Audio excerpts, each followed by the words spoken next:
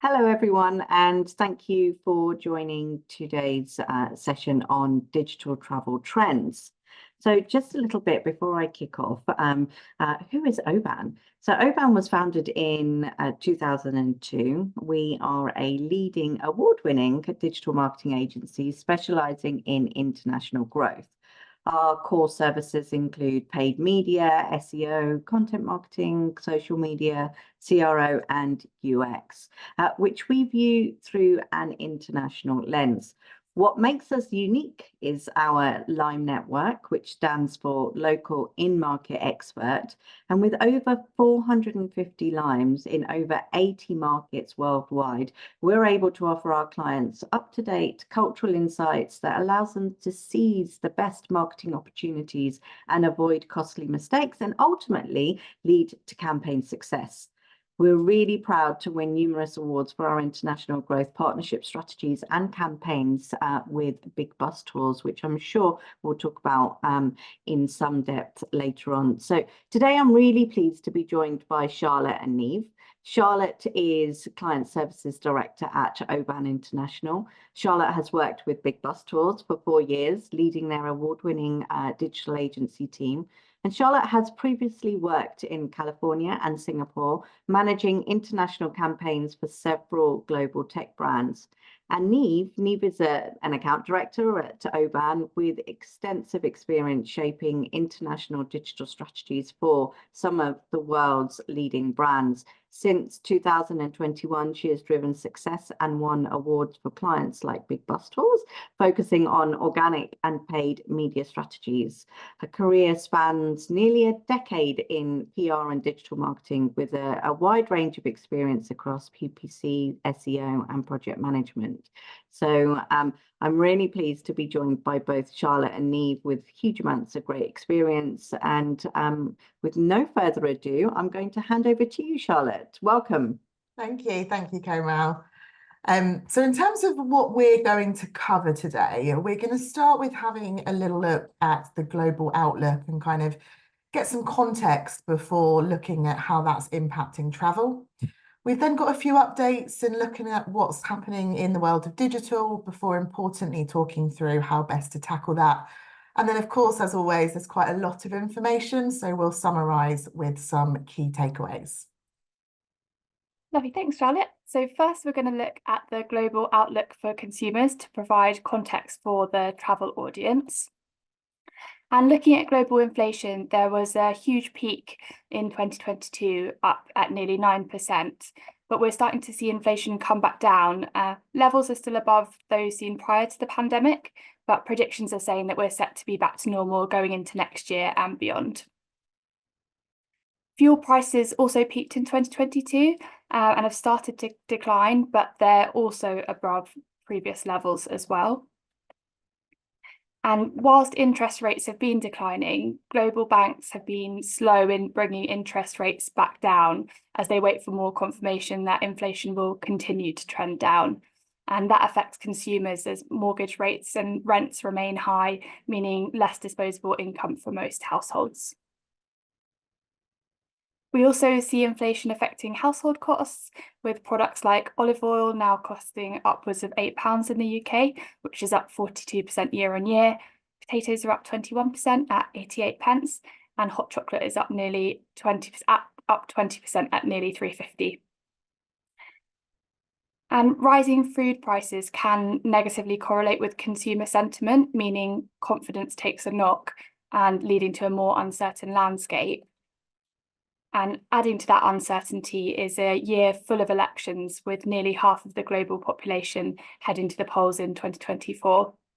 64 countries will have an election, and until we can see the results for those, that will impact global confidence. Thanks, Charlotte. As we're more up in the air until we know what happens. So, how's that affecting travel? Well, whilst uncertainty is affecting consumer sentiment, it's not affecting the appetite for travel, with 84% of respondents to an eDreams global travel report prioritising travel within their personal budgets. For those prioritising travel, over 50% were factoring in cost effectiveness as part of their decisions. So we can see that whilst it's being prioritised, sensitivities to prices and value are still high, as are health and safety considerations, with 51% of respondents considering those two. Consumers prioritising travel is reflected in worldwide flight traffic, which is predicted to be at an all-time high in 2024.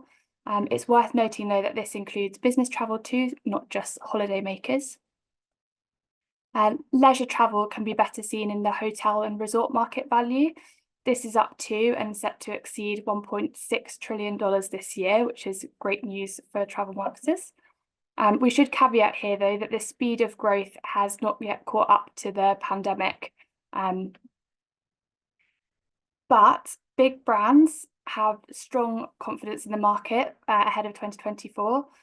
TUI, the largest leisure travel and tourism operator globally, launched its first ever Christmas ad, which you can see here in 2023, ahead of increasing its capacity by 1.1 million extra flight seats in 2024. It's quite unusual for travel brands to advertise pre-Q1. Usually they launch things in the early new year to capitalise on new year interest in holiday bookings, but they launched early to get front of mind before that booking peak. On a more granular level, domestic and international splits have remained the same, with the bulk of travel being domestic, and this is expected to continue as seen in projections for the 2030 splits here. And a change is happening, though, in the share of global outbound travel spending. So newly affluent travellers from the Middle East and Europe, and travellers coming from rising source markets in the Caribbean, Central America, emerging Europe, North, South and Sub-Saharan Africa and South Asia are projected to grow their share versus the existing enduring traveller base by 2030. And now I'll pass over to Charlotte for what's happening in digital. Thanks, Niamh. So in terms of what's happening in digital, the short answer is a lot, as always. But what we're seeing is that consumers are really starting to diversify the ways in which they search. So the graph on the left shows us the percentage of users who say they've used the following online platforms in the last month. And what we can see is that social networks and messaging apps are the most used online platforms. But when you look at the graph on the right, that's asking users whether they've used these platforms to find information. We can see that for finding that information and kind of doing that kind of research online, search engines still dominate. We can also see that AI chatbots are starting to be used for research. And interestingly, at 20%, it's taken AI basically 1 year to do what voice did in a decade. So with higher usage rates on social, it is also now a powerful media when it comes to brand discovery, and it's making it into the top 4 mediums across all demographics. And we can see that's further supported when you look at things like hashtag volumes on platforms like TikTok. And as you can see, these hashtags are in the billions, so huge volumes. Another thing that social is now doing is playing a central role in what we like to call at Oban the messy middle, as users are spending a lot of time exploring and evaluating their options across multiple channels and mediums before they kind of go on to commit to make a purchase. That's a nice visualization of how messy the middle is from our head of paid media, Jules, which I still enjoy after having this many times. So looking at the social platforms themselves, Facebook actually remains the most popular in terms of global usage, but Instagram is more likely to be used for research purposes. Now, it is important to remember that users are not platform agnostic and people have profiles across multiple accounts. So it is important for brands to maintain a presence on multiple platforms, especially in that all-important kind of messy middle, to make sure that you're providing that experience to consumers across all platforms. Now, we saw a moment ago that AI and chatbots are seeing 20% of users using them for research purposes, but that is heavily skewed towards younger demographic because they're kind of the early tech adopters. It is also raising expectations of what they expect from traditional search engines. And Google have now launched AI overviews out of labs into the US, and it is set to be launched officially globally anytime now, but of course, with all things like this, there is no official timeline. What is interesting is that Google have taken quite a refined approach to the rollout, and they appear to be focusing on searches where they feel they can offer substantial value and accuracy. That has, however, led to a pretty significant decrease in the proportion of searches that are now featuring AI overviews, down from 65 to just 25%. And of course, the SEO tools are now racing to incorporate these new results types into their services. And we are expecting to soon be able to monitor this for ourselves and get an understanding of the kind of terms and the sources that are being included. And outside of exciting AI updates, the way consumers use search also continues to evolve, with 15% of searches being new on Google every day. And when we look at travel, it's even more true in this industry, with the top 10,000 keywords capturing just 18% of all travel queries. Google is also evolving the SERP landscape to keep consumers engaged. In 2018, we would only see traditional blue links and shopping, which encapsulates ad activities too. But as of this year, there are 9 different types of SERP features visible, with images, videos, and forums, amongst others. So it's a much more fragmented and rich space now. Google is also very aware of the trend for consumers starting to use social platforms like TikTok as search engines. So it's working to incorporate social into the SERPs to maintain their user base. We can see this in the inclusion of user-generated content in the new perspectives feature and incorporation of short videos through a new short video feed too. Google's also investing heavily in Performance Max, which allows brands to harness smart bidding capabilities across Google platforms. It's now providing additional reporting and control, as well as asset level conversion data. And brand spends on PMax have tripled in 2024, potentially as a result of those developments. And specifically for travel, Google has launched things to do surfaces for both organic and paid, which provides highly relevant visibility in existing search spaces, such as the admissions module in the Google My Business profiles, and more visual ads in the new activities and tours features. Possibly due to all of those developments we've seen in travel marketing, search advertising has become the most expensive and most spent on industry in search for travel, which can be seen in this graph, with travel right up in the top right segment of both spend and CPC. And the large spend by travel brands and increasingly complex SERP landscape now means that traditional blue link organic listings are up to 3 scrolls away on mobile, which can be seen in these examples here, with ads, people also ask, and things to do, all taking precedence above your traditional blue link results. Thank you, Niamh. So yeah, lots going on. So the big question is, what do we do about it, and how do we kind of tackle those developments? So it's really important to diversify your media mix and ultimately look to increase opportunities to reach your audience. We know that users are expecting brands to provide a more omnipresent experience, and that's across all points of the consumer journey. So it's important that your media strategy looks to have opportunities to make a connection with your audience and provide opportunities for them to really discover your brand and your value proposition with rich and inspirational media. You also need to be focused on interacting and engaging with your audience in that ever important messy middle phase.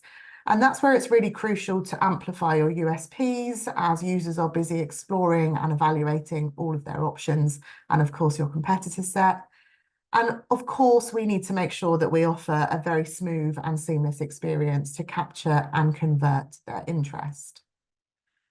What is absolutely crucial is to address measurability quite early on in the strategic planning process in order to really set yourself up for success.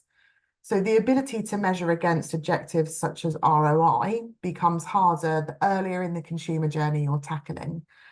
But that doesn't necessarily mean that that's leading to lower impact. So it's really important that you plan your KPIs and your measurement frameworks in line with each channel and each objective, Otherwise, activity that is quite successful will be looked at as a failure and will ultimately stunt your ability to fulfill certain levels of growth. Looking at organic, best practice principles remain as relevant as ever. So we all know that technical SEO will always be crucial, and the health of your site is absolutely essential when it comes to allowing search engines to find and serve your content in all of your target markets. And then, of course, content, that remains a key priority to increase your visibility in all of the right places. But long form really is just the tip of the iceberg, and your content strategy should be diversified. In order to kind of future-proof, you need to be thinking about richer formats and things like user-generated content. But of course, quality does remain important over quantity, and any content that you produce should be valuable, should be relevant, and of course, localized. And then UX goes hand in hand with all things SEO. And we've seen Google updates through the years having a continual focus on user experience. And that can also be seen in the graph on the right here, which shows that poor user experience and just general site experience are all of the top reasons for users leaving a website. So we need to ensure that we provide a seamless experience to encourage those conversions after you've spent all that hard work getting them to the site. Now, as we continue to kind of focus on those best practice principles, with the introduction of things like AI chatbots, it just means we need to put a bit more emphasis on certain optimization strategies in the same way that we do in reaction to other algo updates. So, for example, taking a consumer-centric approach is increasingly important, as is the need for richer content as that consumer behaviour continues to evolve. We do need to continue to focus on delivering valuable content that offers unique experiences. And then chatbots are just like search engines in the fact that they want to show users the most useful content. So those trust signals remain essential, as does third-party content and digital PR efforts to really bolster and support your visibility and authority. As well as best practice and optimization for AI, with the explosion of SERP features recently, travel brands also need to factor in SERP feature optimization to ensure visibility in the increasingly fragmented landscape. So optimizing Google business profiles will be key for both brand and non-brand searches, and especially for local SEO. People also ask features are now present in around 50% of searches. So ensuring to answer FAQs for your product and vertical will be important to be seen in those features.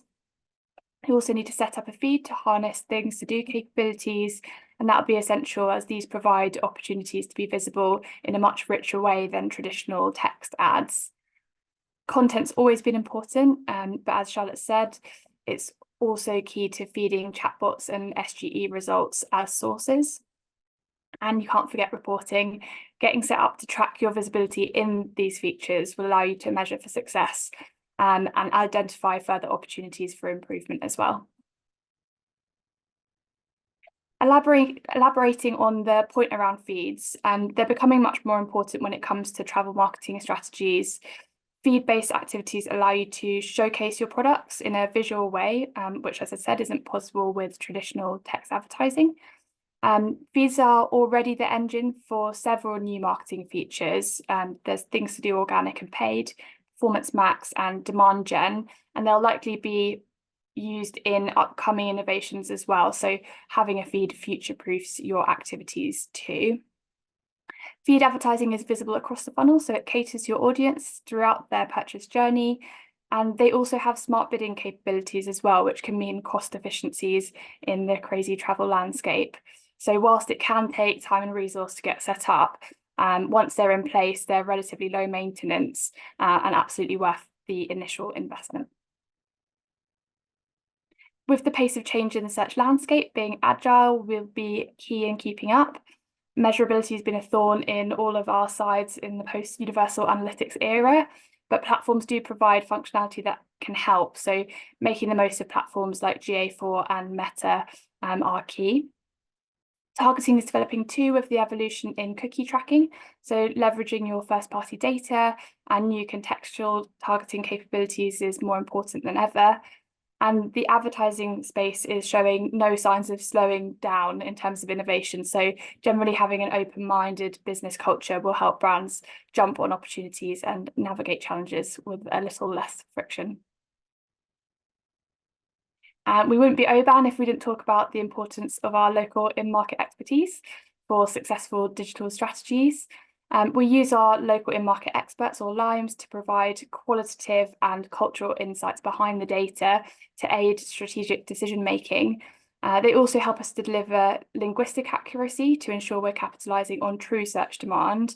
You can see an example of that here with the term private jets, which is literally translated into Brazilian Portuguese in the red line, which has very little search volume. But the blue line is where we've localised that to the proper term, air taxis, and demand is much higher. So you can see the importance of proper localisation from that example.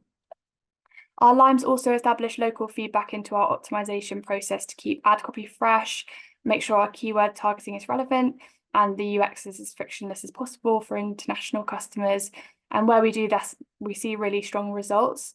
On the right, our Spanish LIMEs gave us feedback on local search semantics, which led to a 47% increase in revenue and a 13% hike in conversion rates for ES campaigns.